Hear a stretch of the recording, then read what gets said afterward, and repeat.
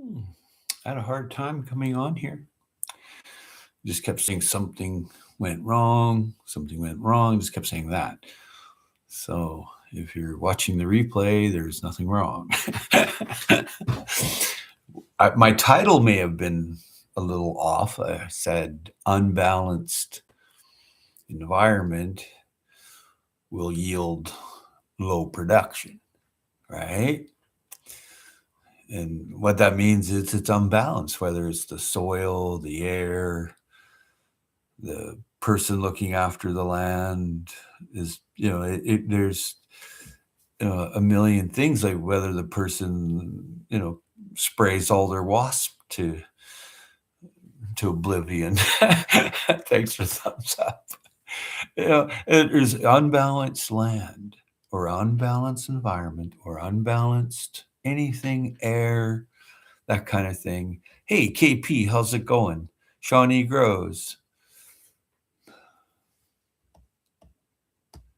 Good to see you, KP.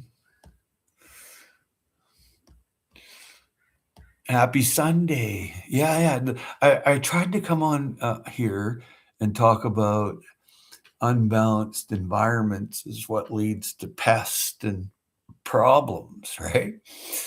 And you see a lot of people try to fight their way through nature when you go with nature.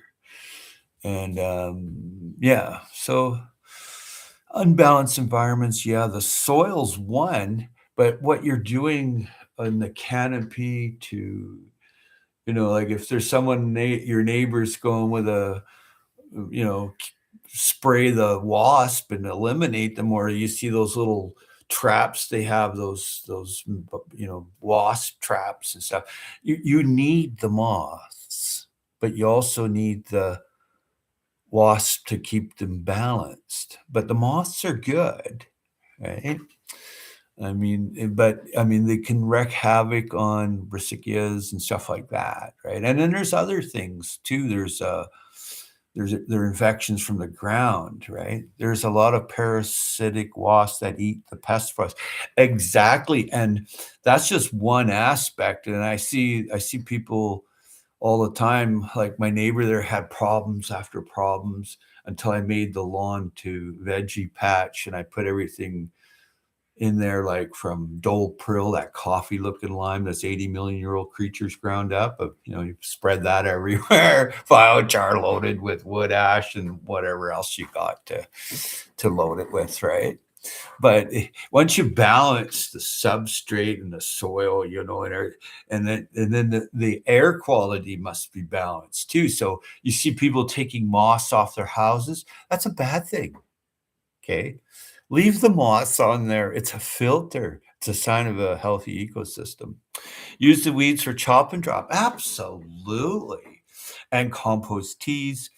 And once you have balanced substrate, the soil, once that's balanced, and that to balance it is actually, there's a few things you can do. And because you're growing veggies, right? And most tree crops that gives fruit are alkaline lovers. Most, not all. Most are lateral growing roots, but not all. Some are vertical. Okay, that being said, I didn't make any teas or extracts this year. Neither did I, except for when I load the wood ash for fermentation for the week. And then what happens is once you do these things, like there's a few simple adjustments usually on most soil. And by the way, Shawnee, I love the soil where you are. My God, I just went, man, that's some nice soil. Minnesota's got some nice soil. Yeah, I make that stuff, and it doesn't come by easy here. My soil is fun, isn't it? Oh my God, yeah. It's amazing. Signs a garden is unbalanced, I would say exposed soil, pest in high numbers, plants stunted. Yes, there's a wide range of dynamics here, okay? And you mentioned a few, but there's a lot more. And it's kind of this thing inside humans that used to use the stars for travel, and then we don't use that anymore when we went, for walkabout.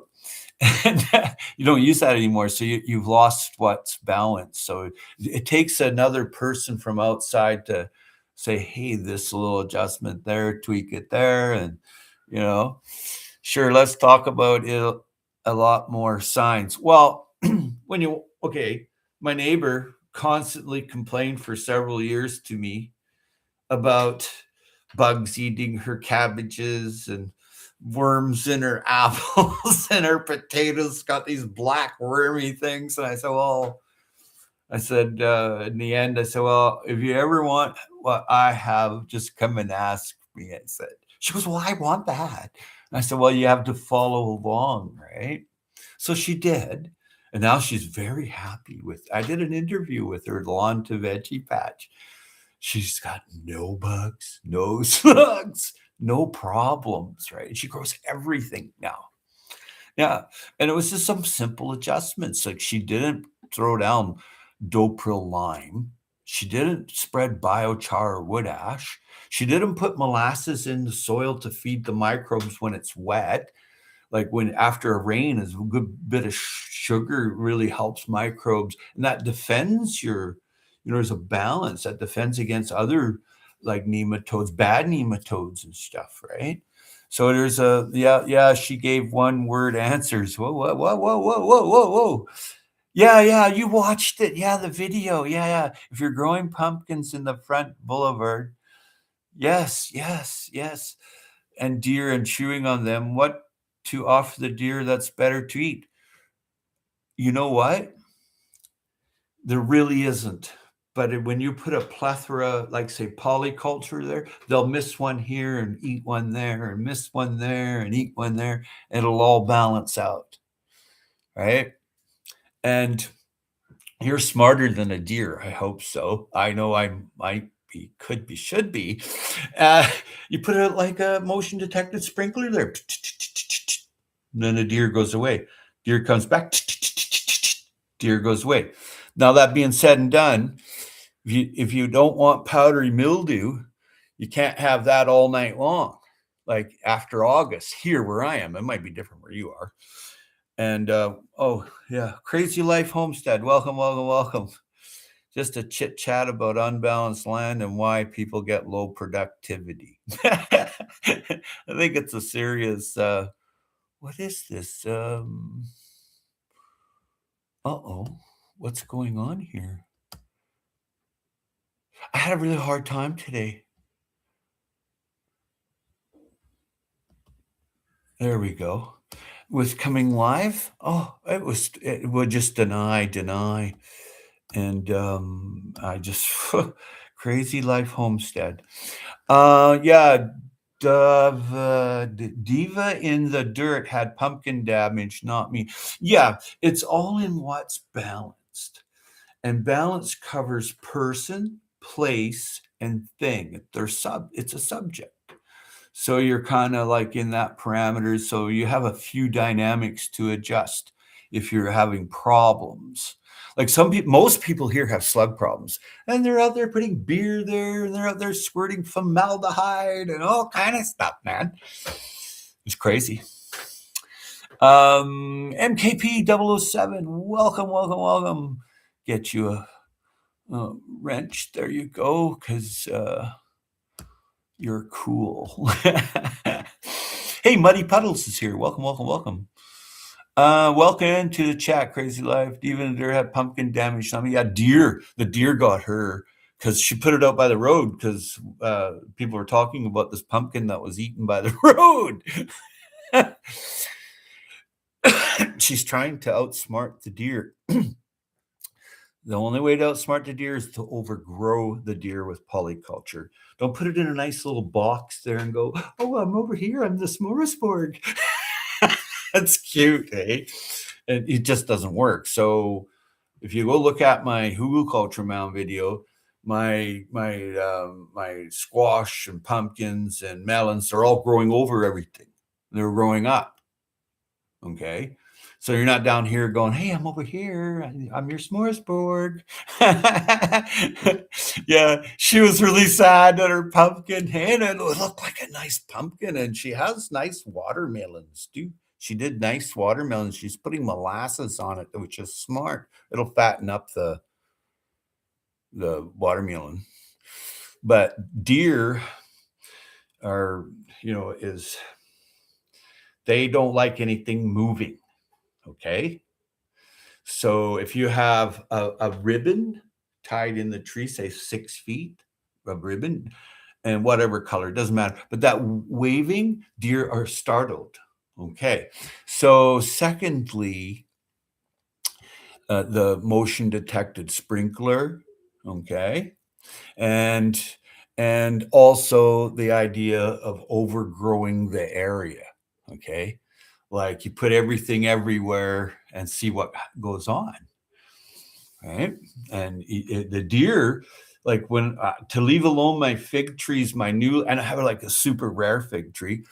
I put the Cucurbita ficifolia right next to this pink fig that I want, and now it's up high enough so I can let it grow. Right. Thank you, Shawnee. I enjoyed it too. What's going on over here? Also, go to the hair salon and get a huge bag of hair and put that around the garden. Yes, Crazy Life, that helps. The best that I've ever seen was Sepp Holzer. And what he did is he made bone biochar and he burnt the bones and then he put it on the perimeter and little, herbivores, even omnivores, someone over there eats us and they, but yeah, hair helps. Yeah, yeah, yeah. Dog helps too, or even a fake dog bark, that kind of thing. And then always being there, right? Hi Mo, hello Joe. Mighty well, good to see you. Loved your seed chat. Yeah, I watched that. It's pretty cool. I saw Maureen's poor pumpkin. Yep, thank you, Shawnee. I enjoyed it. I only got 5 sugar pumpkins in the patch, harvesting them in another 2-3 weeks. Nice, 007. Hope they're good to enjoy to some pumpkin bread. Love pumpkin bread. So healthy for you too. This heat wave is really playing a number on the garden. Shade cloth all the way. Even some netting with some leaves on it just to deflect it, and misting. After 85 degrees, photosynthesis doesn't happen. The stomata closes down, and bing bada boomba, it's problematic. I've hung CDs. The movement saves the deer away, keeps the deer. Yeah, yeah. So yeah, that does work too. Yeah, good to know your environment, eh? So you're balancing your environment, right? Maybe perhaps invite some local hunters over. Maybe the herd's coming through and just decimating everything. I've seen that. They come through, and now that we have like one mother deer and two fawns this year that regularly came, and I would put apples out there and they would go for the apple. I'm smarter than them.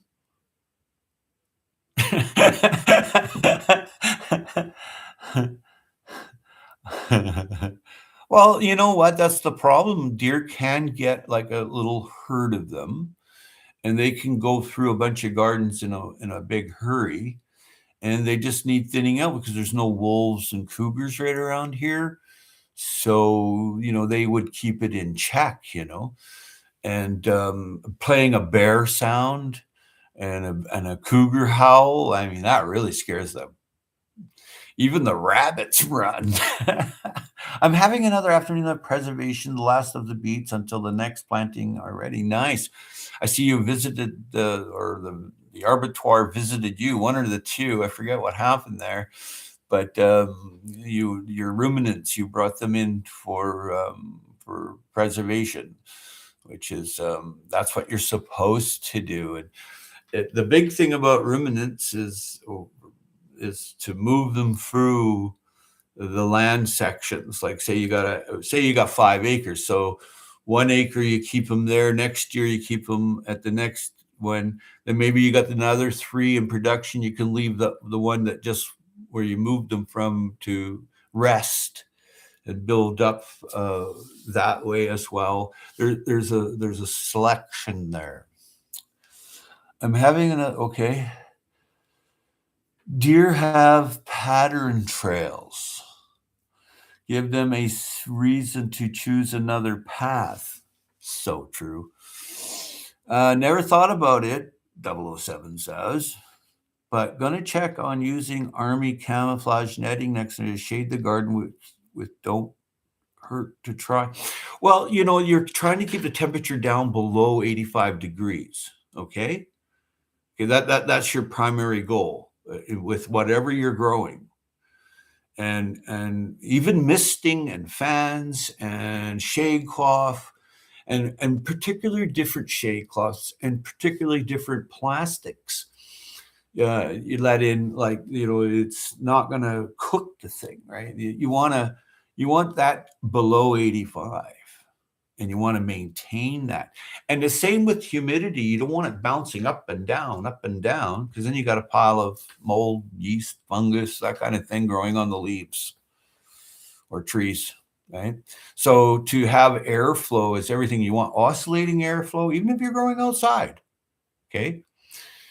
You don't have to have it all year round. It's not going to be expensive. It's fairly cheap. Fans at a thrift store are dirt cheap.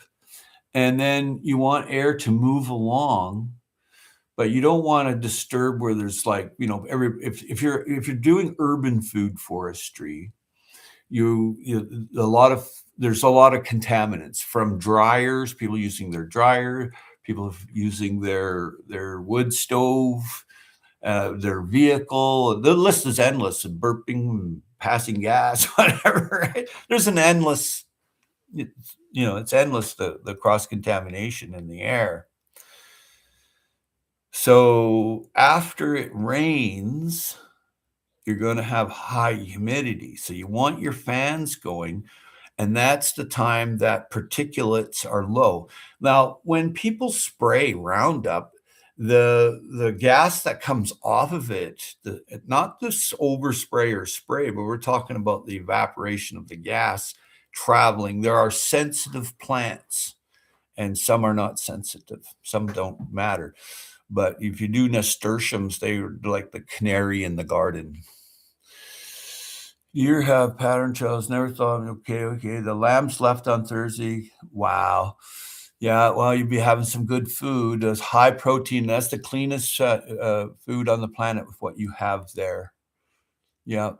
And you have a relationship with that. So, it's difficult for most people to do what you do. Very difficult. Corn is getting harvested today or tomorrow. Nice. Oh, I love corn. Oh, I have I have my corn seed. Oh, here it is. Oh, trash the place. I look Irish, right? Check it out. It's my peaches and cream corn. I just want a row of peaches and cream next year, so I bought these, and then I dried them out myself. And this is fantastic. This is what you want to do, right? Peaches and cream. And this came from a field, like a 5-acre block of peaches and cream. So I know it's all peaches and cream. So I'm growing a nice, right along the entire southern position, on the very most southern position, but with the east and the west exposure, because I have trees that block out that heavy heat between noon and 3. So I stay under the 85 degrees mostly, unless I'm up higher, like growing on my roof or something. Mighty Puddle saying goodbye to Kevin. Yep. Hi, Dujo. I will mow, and hello to sausages. Well, most shade cloths sold are made of cheap plastic, which can get super hot under the sun. How true, 007. How true. The coolest color, okay, is green. And then after that, it's white. The hottest colors are black and the dark purples, right? Okay. So just use that for a reference. Yoda. Good to see you, buddy. There you go. Boom. Boom. My first in year. Okay, most okay. My first I grew good. Look great, Howie. Thank you. The corn. I love corn. I was getting baby ears growing, then the heat wave destroyed them. Yeah, you have to be smarter than 85 degrees, 007. I think you are. Yoda's here. Lemon's leaves are burning from the sun this year. Yeah. When I put some of my citrus outside, I don't. Mostly all of my citrus, if I have them inside, some I leave outside now because we don't get a winter here. I don't put it in direct sunlight. I put it in total shade for 2 weeks, partial shade for a week or two, and then full sun. It's a movement, a transition, so it doesn't burn. That being said and done, shade cloths, different kinds, are where it's at. Vincent, good to see you. It says remove as standard operator. Oh, that's weird. You should have a wrench. Oh, that's weird. Oh, no, here we go. There you go, Vince. Zoom around. But today's topic, I'd like to stay on topic. And feeding your microbes, keeping your soil healthy, requires this. You want to feed the good microbes. Okay. Simple as that. Make sure it's unsulfured. Right. The sun feels different this summer. I know, right? It's a radiancy from it. It's really weird. Indiana Funny Farm. I love that channel. The place looks like same as here. It looks great. Yeah. There you go. Cheers and cheers. Yoda says hi. Do you harvest and dry it or dry it on the plant? Well, I harvested mine and the corn, but I paid for it. But I have lots of other kinds of corn, but I specifically wanted this peaches and cream corn from a farm down the road here that's organic farm. I just had to have it. My fig trees love this heat, but I keep them under shade cloth, which helps a bit. Yeah. Like I said, after 85, man. So now some are a little higher, not much. And fig trees, date palms, cactus, that kind of thing is a little higher, but not much. Not by much at all. What's the molasses used for? Well, feed the good microbes. Now that's fed at the end with vitamin B, right? Because you want to fatten your turnip, fatten your onion.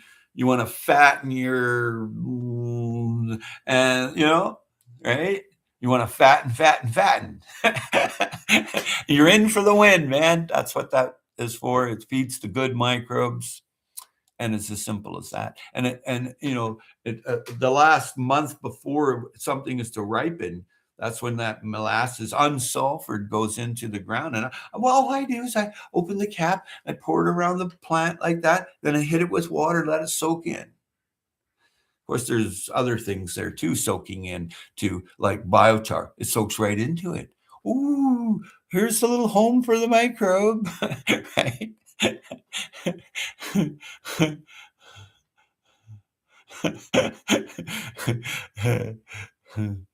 Indiana Funny Farms here. I checked out Indiana Funny Farms channel. It's really cool.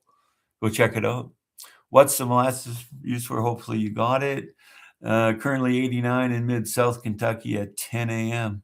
89. You're already 4 above of the stomatus just quits working at 80 after 85 because it's just too hot. It's like something to remember about this. Okay, it's very important. If you're breathing hot air, like when it gets up to like past 100, it's tearing your lung. Now, when it gets to 150, okay, you better be underground and thinking like a bear, a rat, a wolf, a cougar, a marmot, a groundhog, because they live underground, hey? Because it's too hot above ground. You don't have to go down far. 15 feet will do it. This is called neuro linguistic programming. This is subliminal. Oh my God. Hi, crazy. The only time that is a good thing. Yeah, right? Right? Sorry, hi, Yoda. Hi, GLF, whoever GLF is. Oh, Crazy Life Homestead. So it's really important to have a balanced environment. If you have an unbalanced environment, you're going to have low production. It's as simple as that. It won't change until you balance it. Yeah. Once it's balanced, you're balanced. You're healthy. The birds are healthy. The deer are healthy. After, say, like a major pandemic or earthquake, y'all better get along growing food in your village, or there's going to be chaos and anarchy. It's as simple as that. If there's nothing at the shelf and you've got something, I'm coming for it. That doesn't matter. I'm hungry. I'm stupid. I'm dumb. I didn't look after my preserves. I didn't stock the pantry. I was shopping at the big box store. Well, that's the one that'll be coming for your stuff. Simple as that. Right now, 90 degrees here, but be 104 this afternoon. Yeah, don't even go out and breathe that. Like a few years ago, it went like that, like super high heat in India. In a 3-day period, 150,000 people died from heat. Yeah. And it was as simple as those 150,000 people just go underground. You're smarter than a degree of temperature. I hope so. I pray that you are. And those poor souls all died for nothing. All they had to do was go underground 15 feet. It's almost half the temperature. It's always the simplest thing that keeps you alive. And it was very simple for that. 150,000 people are a lot of people, man. Could you imagine that had extended for a month? Here in British Columbia, where I was, the same year that happened, 1,500 people and more that died from the heat. So underground, when it gets too hot, it's all part of being balanced. The balance now is not on the substrate up on the forest floor. It's underground. Okay. Yeah. Yeah. You know that it's really hot when none of the birds are flying. So you've got indicators. If it's too hot and you don't have water, find a round stone. Okay. Put it in your mouth. Wash it first if you want. Or maybe you want the microbes. Haha. Isn't that something? And that will give you saliva and you won't be as parched. You'll do better. Okay. Heat's nothing to laugh at. And if you know a few tricks like that, what that does also is your smelling of water goes up because you're creating it in your mouth with the saliva. You're not going, I'm dying, right? I'm dehydrated. You've taken care of that problem. Now, if you're obese, you're more likely to go without food for a year than a skinny person. A skinny person can't go a year without food. Now, most of us can go 4 days without water, maybe 5, maybe 6. If you ever find yourself with no food or water, don't do anything. That's your number one, that's your number one problem, is because you're trying to do something when you have no food or water. That it's conserve, conserve, conserve. Now, that being said and done, you need to get water, you need salt, and you need food. So I like being chubby. I know I can go through a famine a little bit, right? More than the next person. Hibernate indoors during the heat waves because the AC is my friend. There's plants you can get to cool down your environment too, like Rosa sedum, hey? It's called the cold ice plant. And you touch it in the heat and it's actually ice cold. Well, not really ice cold, but close. It's colder than you. So if you put it on your body, people are smart, hey? People are smart that figure these things out. It's it is what it is. Hello, Indiana. 1952, strange fog in England for 5 days, approximately 12,000 deaths. Yeah, what kind of fog had? What was the contaminant in the fog, right? Or was it like too much moisture? You couldn't take in oxygen. It can be debated a long time. But on a serious note, heat is not a joke. It's not. It's the number one bing bada boom that every carbonologist or whatever they call themselves are looking at. How to store the carbon. Right? Because I think it's like 460 parts per million if it's carbon in there and all these other junky ass things. But if you get up to like 700, 750 parts, dude. Yeah, you better have a mask on and filter. They don't know. Yeah, I know. Yeah. Moist towel in the freezer. I put around your neck, helps cool you. Absolutely. And that's key to not jumping outside when you're cooled. That's when you go, you need a cardiologist or maybe you need a mortician. So that's my sick, morbid, sardonic humor. Don't pay any attention. Yesterday we had a planned power outage so they can put us on the new power grid. You mean a new spy grid?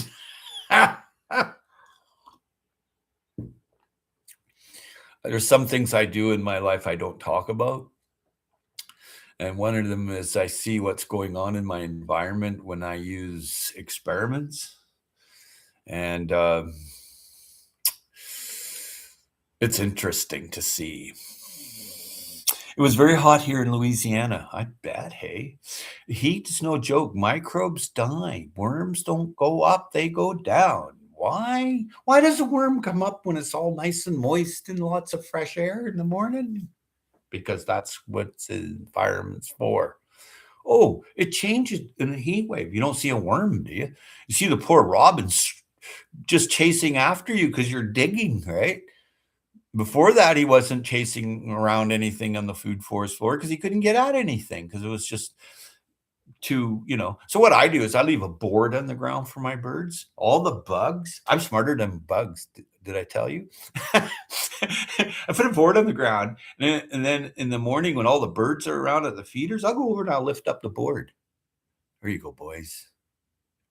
It's like watching a bunch of T-Rexes show up. Chickens really love it. They'll treat you like a god or goddess, man. The chickens. Oh yeah, you want to see some real T-Rex action? Put a few boards on the ground and lift it up. You see earwigs, pill bugs, worms, all kind of stuff in there. But you don't see mold, yeast, or fungus because it's a healthy ecosystem for what you're providing for the bugs and slugs. Right? Nice and damp. Not so damp and nice and cool. It was very hot here in Louisiana. If you know what will cause more and more blackouts, then you know. If you know what will cause more and more blackouts, then you know. Yeah, well, chickens love it too. Yeah, baby, they do. I love it. I've made videos of them attacking underneath the board, and they're vicious. They're this calm little Rhode Island red, all cute, and it loves sitting on you. And then it becomes this T-Rex. It's really fun. I get a good kick out of it. And thanks for all the thumbs up on your way in, while you're here, on your way out. And if you can think of it, and you're, your fellow Earthling, you can come back and go thumbs up. Yeah, you really can. I'm neuro-linguistically programming you. Watch the watch. Seriously, balanced environment. Unbalanced environment, you won't have productivity. That's super outrageous. You're going to have problems, right? I did an interview recently on the from lawn to veggie patch lady. And in there, I ask her if she has any problems. And it was no bugs here, no slugs, no. And she's into her second year. No, this is her third year now. I don't remember anymore. Yeah. But she went from like getting a sparse amount of tomato worms would show up. Everything showed up and ate her stuff, man. Leaf miners, and, knobby fungus. Oh my God, everything there. When I was done with my Pathway Soil Bank, hashtag, Google it, YouTube it, you should come around. There's a bunch of people that grabbed onto it and stuff, but don't worry about it. Just follow hashtag Pathway Soil Bank. If I manage to do anything productive, I generally put it on that playlist. If you know what, well, cause more and more, chickens lot, yep. I used one of those cat toys to shoots a light. Okay, red light. Some of my chickens, will chase it around the yard. Others are scared and run away from it. Very cool. Well, you know what? There's the ones that chase that, right? You can bring them to the board, lift the board, right? And there's no other, you don't have the weight, right? If you have problems with bugs, the ones that chase after it, you can use them. Dave Knight, welcome. You can use that to your advantage. Like if you see there's a bug problem there, you want something over there eating them all, right? So yeah, there you go, Mr. Knight, just chatting up a chat about balanced land. Yeah, the cat toy, and cats. This lady was over at the farmer's stand market there, and she has this big mask on, and everybody's like going, "Ooh, get away from me," right? And she looks at everybody and goes, "I've got rats in my basement." I'm like, I'm not saying nothing, right? And I'm like, "Oh, obviously you don't have a feral cat in there that you're not feeding and just providing water for. So the rat's smarter than you." This is what I'm thinking, right? I got out of there. I'm like, oof, dude. Mr. Dave Knight, what do you say, Dave? Dave, are you still here, Dave? Thanks for hitting that thumbs up, Dave. Good to see you, Dave. Cheers. Oh, yeah. Dave Knight. Great channel, eh? That guy's got a lot of class. CR. Welcome. There you are, Mr. CR, standard operator. There we go. Yeah, I go to CR's and watch his stuff. He does some cool things, a lot of cool things, and it's really simple and it's a good time. Yeah. Cedar, laugh out loud. Cedar. Hello, DK. That must be Dave Knight. Yeah. Mr. Knight. He's only puts a dot there. He's learned that says that he's present, but it does this other job too.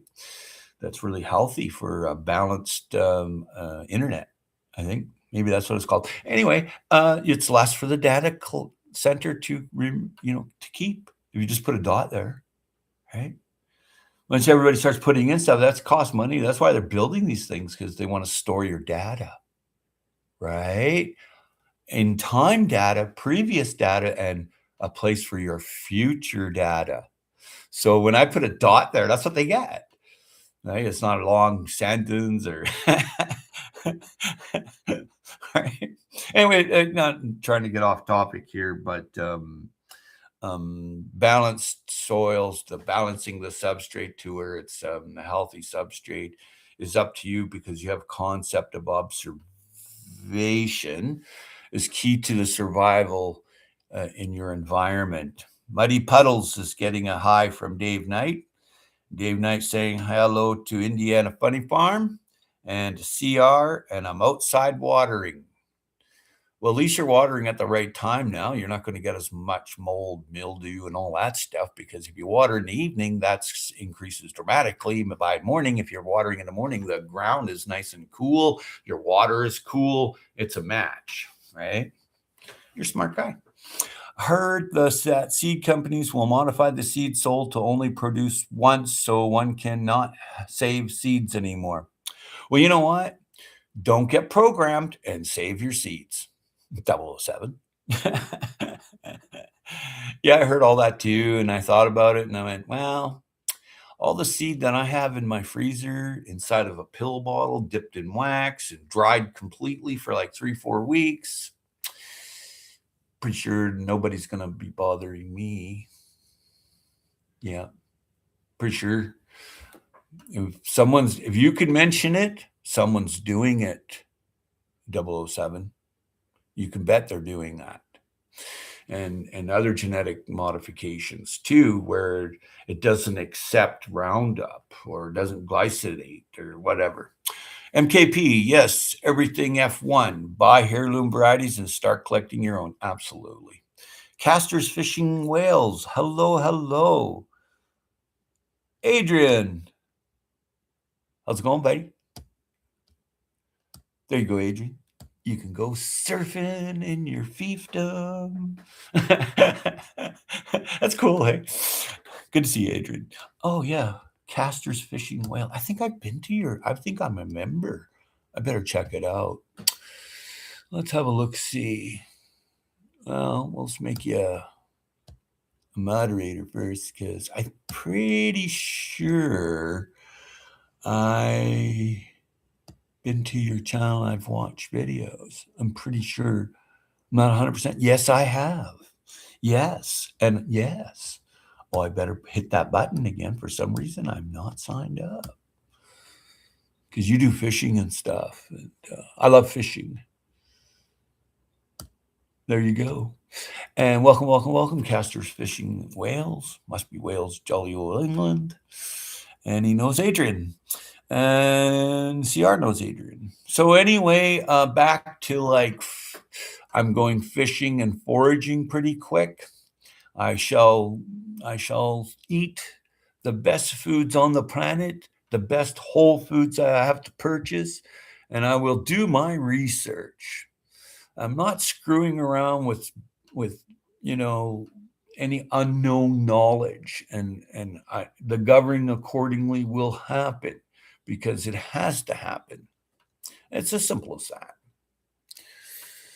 Yeah, because I'm feeling a little bit better, even though, I get bad news from the doc all the time. I quit going to the doc because there's just bad news after bad news. There's no, by the time you hear all the bad news, you're negative. And I'm like, no, it's got to be improving. Well, a couple of things improved. My vitamin B went up. Well, I guess so. I'm eating free range beef a lot, right? Or free range ruminant of some kind. Just saying. And that's about the only improvement I got. I'm full-blown diabetic now. I have to watch foods. No pasta, no rice, no potatoes, anything that high carb like flour and stuff. Doesn't happen. It really sucks. So if you save seeds from an unripe cantaloupe, when they germinate next time you plant them, why not? Muddy, I'm in Wales, hence the name. Aha. Joe, you're being shouted out. Best to save seeds from ripe veggies. Exactly.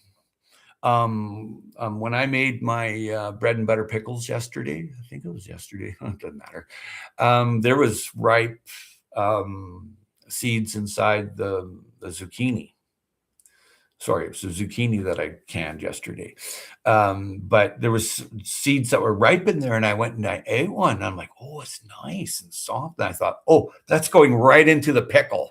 All right. Got it. Thank you. Okay.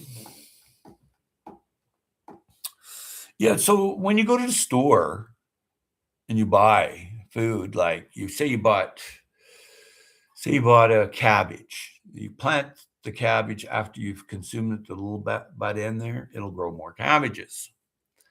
Same thing with tomatoes seeds, cucumber seeds. Any type of seed or plant material, you should be able to propagate. And the reason why farmers are growing that is because it works, especially if it's growing in your locale. Now, I'm not talking about the dynamics of fertilizer use or Roundup use. I'm not talking about that. I'm talking about that it works for the farmer. Now, that being said and done, what are you getting? Like Joe said, best to get heritage variety. They'll say heritage tomatoes right there, heritage cucumber right there. That's what you go for because that has grown here before. Now, you're not the farmer, so you're growing something that they grow that they use all these different dynamics.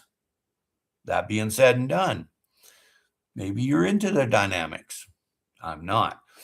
I grow polyculture, hugelkultur, permaculture, all combined into one. And when I see something working in my locale, I'll take out my notebook and go, look, this place is worth investigating. When I drive down the road and I see an apple tree in the bush, all loaded with apples, I'll get out my box and I want clones. I want the apple. I want the seed. It's rare to get that now because everything's bulldozed here. But all the heritage apples, I mean, we had I think like a couple thousand types here. You don't have that anymore. I've managed to save one. I tried to save this other one last year by taking a piece of the log off the apple tree that they bulldozed and just growing that. Then I had also before they bulldozed, I made air layered. It didn't work. So, but I have replicated one other than that, and it's in super duper production. I would not save seeds or fruits and veggies bought from the store. No telling if they were used chemicals, even organic. Don't trust from the store, but that's just me. You know what? When you're hungry and there's nothing on the shelf, you might change your mind. And I'm not here to change your mind. I'm just here that, nature is a funny girl. Has a mind of itself. And these people that are messing with nature is they don't know any better. They don't want to know because it's not making them money, right? Welcome coffee walks and whatever. That's making the money. They don't care about you. There's no love for you. And so you have your standards there, 007, and kudos and accolade to you for it. And you're absolutely correct, but I'll govern accordingly and go, well, I don't have any tomato seeds and they got tomatoes for free over there. I'm going to go grab the tomatoes and I'm going to grow them. They can use all the chemicals and all the crap they want. That'll go away. Like Roundup, that's water soluble. Okay.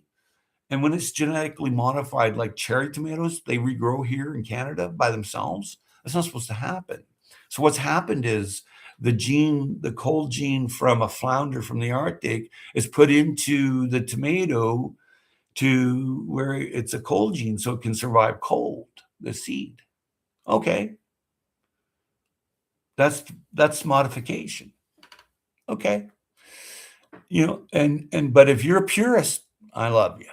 Keep up the good work, 007. Good morning from Ontario, Mr. Knight says. I want to play with tree grafting. It's possible to collect scions and keep them in fridge for a while. Oh yeah, you just chuck them in water. As long as they got water, they can stay alive for a long time. I really like honey and willow juice. That's my favorite. Like you want it to take, right? You want it to, right? Yeah. Yeah, it's two of my favorites.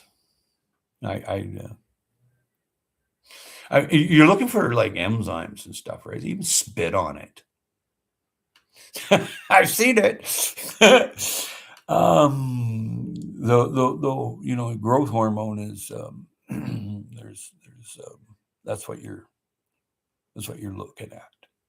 Yep, there's so much corruption going on that we don't know about. Yeah, I don't want to know about it either. I'm going to stay positive. And it's like a lineup. Do you get in it? No. Okay. Why? Because it doesn't mean anything. And now you're a victim because I could see you there in the lineup. That's after SHTF. I won't get in a lineup. I will gray man it. I will survive because I'm not stupid. Right? I mean, it's okay if you're born stupid because then you can still learn and be smart. But people that are professional and doing stupid things, stay away. Run. If you're expected, well, you'll be welcomed. If you're not expected, you won't be welcomed. No soliciting, right? No appointment, no visit. Don't go away, man. Just go away, right? That type of mentality you must have. I use Willow to propagate everything. Yes. Staying in my bubble. Dun-dun-dun-dun-dun. So true, Howie. Thanks, 007. But that's just, words to live by, and to live by those words, hey? It can go. And it broadens the mind. If you can say A to Z in the alphabet, make sure you know from Z to A, okay? Because then you'll see everything. And it's very simple. And that's the big thing about balancing. If the person's unbalanced, the land will be unbalanced. They can't learn. You can't cure trauma. They have emotional baggage. This one lady, she goes by, and I said hello. She's like, hello. And I said, I seen you looking at the flowers. Do you like them? Yes, I like them. And totally intense. I'm like, Jesus, and I said hello. Holy, I never said hello anymore. I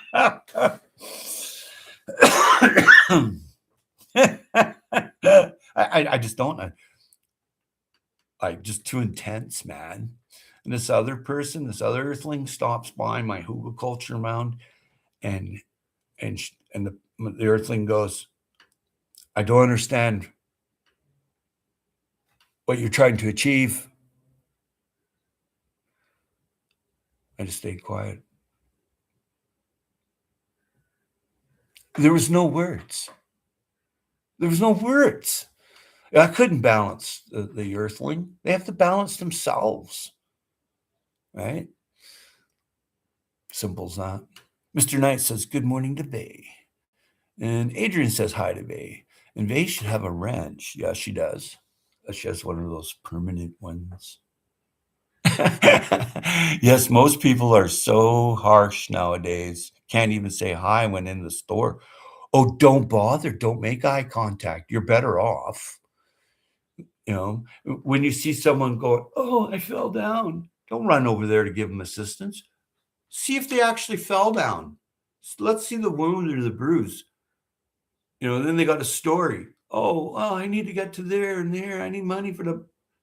Boom. They attacked a friend of mine a few years back like that. He pretended to be injured, and they beat him up and took his wallet. He's the nicest guy in the world, dude. And he was old. He's like 75 years old, and they beat him up. So, yeah. So, you must judge, but not judge. You must discern, but not discern. Because a discussion about a concern and a judge, well, you won't see all the dynamics, right? I was at a farm stand recently, and I have a person that has dementia with me, family member, just mild dementia. And my family member says, oh, I'd like some of these squash. So I said, well, no, we're not buying those today. And the lady at the stand pipes up, you should let her do whatever she wishes to do. I said, well, you just don't know the dynamics, because I have 13 kinds of squash, and my fellow family member here just doesn't remember that. Right? But she had judged that I wasn't allowing my family member to do what they wanted without knowing the dynamics. And judgment is bad that way. And discernment is bad that way. And that person that said that, I love dearly and known most of my life. Like at the stand, I've been to her parents' house, and her parents and her have been to my house. Yeah. But to jump to conclusion and assuming and presuming, it's all part of discernment and judgment. You have to know the dynamics before you open and say anything. And it's just like saying, balance your land for better production. It's great that I say it, but it's up to you to interpret the love I'm giving. Simple as that. And if you don't, you're not going to have production when you need it. It's as simple as that. Anyway, that's my rant. I'm ranting. Yay! Yeah, observing is very important. Oh, it's so key to survival. It's getting to the point to travel in pairs just for safety reasons. Absolutely. And travel in group. That's your best. And have a whistle, have a walking stick to keep a dog at bay, right? Because you have to be careful of the dog within you. For real. Right? Because it's easy to slay an earthling, but it's really difficult to bring them back to life. So remember the judge. Happy Mac. Welcome, welcome, welcome. And a good rant it was. I'll scratch the chalkboard. There's more of you out there. Oh, good stuff. Yeah. So knowing the dynamics of your environment is key to your balanced environment. Happy Mac. Verna, you weren't supposed to notice that. Laugh out loud. I found my pepper spray yesterday. Smart. Now, that being said and done, if you got some nasties, two-legged kind, four-legged kind, whatever, pop a piece of ginger in your mouth and a hot pepper and chew it. When you spit that out at your assailant, they got problems. They don't need a pepper spray can. You're smarter than a can of pepper spray. Yeah. Yeah. CR, much does not get past me. Whether I answer or react is another thing. Aha! They're on to you, CR. AI's watching you. They know you like forks in the road and water from the gutter. They know. It's too funny. I love CR. He's a good guy, a great earthling. I listen to him often. I actually go over to his channel and watch his videos. I think I've seen everything that he's got. Yeah. It's cool. He's a brilliant guy. And there's a lot of brilliant people in here. Yeah. But thanks for the thumbs up on the way in. While you're here, while you're leaving, and then if you can remember when you've gone to come back and go, doot, I would appreciate it. Yes, he is a very interesting earthling. Yes, he is. I wish to meet him one day. Danny and Lorraine, hello, welcome, welcome, welcome. I haven't seen you in a lifetime. I hope all is well. I haven't got any new video notifications or anything. But if you don't know Danny and Lorraine, go over there. There's a lot to learn there, especially if you don't know anything. Been working just about every day since April. That's what I thought. Yeah, that's what I thought. There was something right there. There wasn't something wrong. See, I had assumed. Hey, it's not positive, Howie. Good to see you, Danny and Lorraine. Always a pleasure. But what was I yapping about? Oh, yeah, balanced environment. Now, if you look at Danny and Lorraine, they have a balanced environment. They go get their rabbits, their moose, fishing, grow some food. They got chickens and ducks, and they got the garden. They got to survive a little bush cabin, right? So they're sitting pretty. When the rest of the world's in chaos and anarchy, they're sitting pretty, going, "Wow, look at all that going on." They're smart people, hey. Yeah, there's quite a few of them in here. Working in the fishery, soon be done now. We both got moose tags for the fall. Oh my God, I would love a piece of moose meat for my birthday in a couple months. I crave a piece of moose meat. I might go get one. I might. It's hard to say. If I run into someone that has a moose already, I only need a little roast, right? I miss moose and caribou hunting. Oh yeah, caribou's delicious. Delicious. Moose is delicious. Elk is super delicious. Deer is super delicious. Any of those ungulates, I'll take them. If the animal lived its life and then you harvest it, that's key to happiness in your environment. Yeah. You don't, you know, just take what you're going to use, share what you have. And if you don't know about that, just go to Newfoundland or some of these other outports and rural areas. They share, hey, still, for real. They're not like in the city where you don't know your neighbor and you don't want to know your neighbor. You don't know if they've got someone in a box in the closet over there. You just don't freaking know, like 007 says. You can't say hi to anybody anymore. Ooh, yuck, black bear meat. I mean, it is tasty and can be smoked, but here they have a disease and you're pushing your luck. You're better off with an ungulate than a bear. Bears can carry a lot of disease and illnesses. Run. Yeah, that's my advice about bears. They're not worth eating. No, you're taking a chance. That if that's what you're into, you're fatalistic. I miss moose and caribou hunting. Yeah, me too, 007. We're lucky where we hunt is only about a 15-minute walk. I know. That's sweet. Hey, How to Garden Channel. Glenn's here. Hey, buddy. Got to get you a wrenchy there. There you go. Just talking about balanced environment. Sits beside the tomato and sunflower. Sweet. That's pretty balanced. We have to settle for deer in Indiana Funny Farm. Oh, poor baby. I'm just kidding. Deer, there's nothing wrong with deer meat. It's delicious.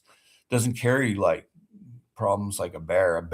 Avoid bears, and believe it or not, avoid rabbits. And some places avoid ducks, not all. And in some places avoid chickens, but not all. But bears, as far as I'm concerned, that's a no-go, man. It's a 0. I ain't eating it. I mean, you can cook the crap out of it, salt it for a year, then smoke the crap out of it and cook it again, and then I might gnaw on it. We are lucky where we hunt. You are, Danny Lorraine. Black bear meat is yucky. Yep, I agree. We have to. Hey, Glenn. Sits with. Okay, I lived in Alaska for 15 years. Sweet. That's a beautiful place. And CR saying hi to Glenn. And back to CR. And hi, how to. Okay. Starting to ready for garden season. Got a lot of work to do. Oh, get going there, Glenn. Just messing with you. Good luck, buddy, on your endeavors. Rabbit is only safe here in certain seasons. Exactly. The big thing to check is the liver. If the liver's got all them spots and stuff, or other things, growths, put it underneath your compost. It's really good compost. And then don't provide them with an area to visit, like make a den or something. Don't provide that. And people got to stop harvesting coyotes, because coyotes take out those sick rabbits, hey, or the sick animal, right? They clean up the dead carrion, the dead meat, right? There's a wolf here in British Columbia that lives on the ocean and swims between islands, and they have a reddish tinge to them. They're not like the northern gray wolves. They're quite a bit different. They're smaller even. And they know not to eat the gut of a rotten old salmon. They just eat the head, because in the gut is where the disease is. These animals are super thinkers, okay? To know that is pretty serious, okay? And I get really pissed when I see someone killing one of them. And that's what happened to one. Was on the little tiny island down off of Victoria here. And he swam there and he just showed up one day. Well, geez, if he doesn't leave, then someone whacked him. I'm like, you dirty bastards. That's not what this is all about. What happens is that ocean wolves is what they're calling them. He eats that salmon head. He's smarter than the disease in the belly. Then he has a poop. Now that poop is nutrient rich, and it's like a bear that goes and eats the salmon here and eats seaweed and kelp and and forages along, tips the log over, eats all the little ants and bugs and eats the berries. And okay, what happens then? They take a big poop. Well, that's all nutrient dense. And that's how the rainforest, it decomposes and it takes up the nutrients. That's why we have the rainforest in such healthy conditions. You get rid of the bear, you get rid of the rainforest. Oh, I'm sorry. That's your lung that you use for breathing. Too freaking bad. You better smarten up. Leave the bears alone. Starting to ready. Yep. Wild rabbit, anyway. Rabbit is only safe here in certain seasons. Yep. Yeah, I've seen that a lot here from Washington State to BC. You have to be careful. I forget the disease they got from it. I was talking to Uncle Al one time about it. Wild rabbit, anyway. Yep. Even caged ones. You have to know what you're doing when you're doing your abattoir in there. Better have a look around. Same with squirrel meat. Only eat certain time of the year because of internal parasites. Yes. Cook your meat. You got no parasites. Don't cook it. Well, you end up with pinworms and tapeworms and all kinds of worms. And pretty soon you got a worm crawling out of you. For real. I ain't kidding either. Same with squirrel meat. Yep. Right, MKP? Yep. Yeah. MKP 007 is a smart earthling. Because there is certain times of the year that you eat animals and you don't eat animals. And a certain time of year, same thing with vegetables. Like if you live in the northern hemisphere and you constantly eat equatorial varieties of food, you're going to have problems. You're not balanced because you didn't do it from your locale, right? You're going to have problems. And I mean, I don't need to issue a white paper and get a shrink and a rocket scientist to, get you to figure it out. It's just, this is it. That's the way it is. And if you find anything different, get back to me. Right? Knowledge is power. The power is the knowledge and how you govern with it. Like balance, balance, balance. If you don't like flowers, you're not going to grow flowers. If you don't like eating healthy food, you're not going to grow healthy food. As simple as that. It's not rocket science. Right? It's easy if you just do a few simple changing, and there's no change without change. When you start using biochar loaded with wood ash, and it's fermented for a week, you're going to see a change in productivity, right? That's the biggest change. And making your own soil in layers, green, brown, green, brown, green, brown, whether it's even in a garbage can. I happen to use a half acre for it, but it's up to you. And thanks for all those thumbs up. That's wonderful. But a garbage can is useful. It's not just for garbage. It's for vermiculture, for putting in your scraps and then feeding the worms and the pill bugs and making rich, beautiful soil. Yeah. Yeah, that's what I love about the 1 gallon bucket challenge or the 5 gallon bucket challenge or your 50 gallon drum challenge. I've seen it all. And you'd be amazed how much food can come from a bucket. Just remember, if something's coming your way, like there's a tsunami, say it's going to hit in 8 hours. Okay, I'm going to grab my buckets and head to high ground. Okay, as simple as that. It's very simple. It's not rocket science.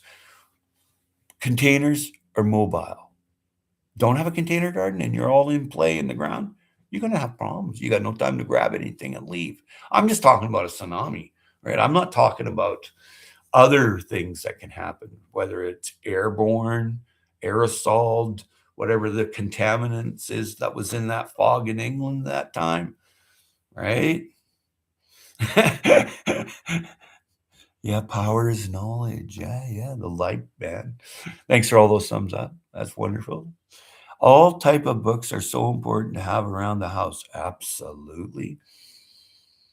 Absolutely. That's just number one. The book is it. You got a book on making biochar and applying it? Because you could write a book on that. I have around the house. In case the internet goes down, I'm building my book library. I have a book library that's just for foraging, fishing, artistic things, craft making, do-it-yourself stuff, and then that kind of thing. And sometimes I'll put a scientific book in there, like Charles Darwin or something. Or like he's remembered for the evolution theory, but believe it or not, that guy was a heavy duty geologist, man. Like he was screaming heavy duty. Yeah, I have to have physical books. I can't Kindle. Yeah, you know what, Indiana Funny Farm? You're absolutely right. Books are in. Simple as that. The internet goes down from say a solar flare, right? You got your book. Okay? Earthquake happens, you got your book. War happens, you got your book. SHTF of anything happens, you got your book.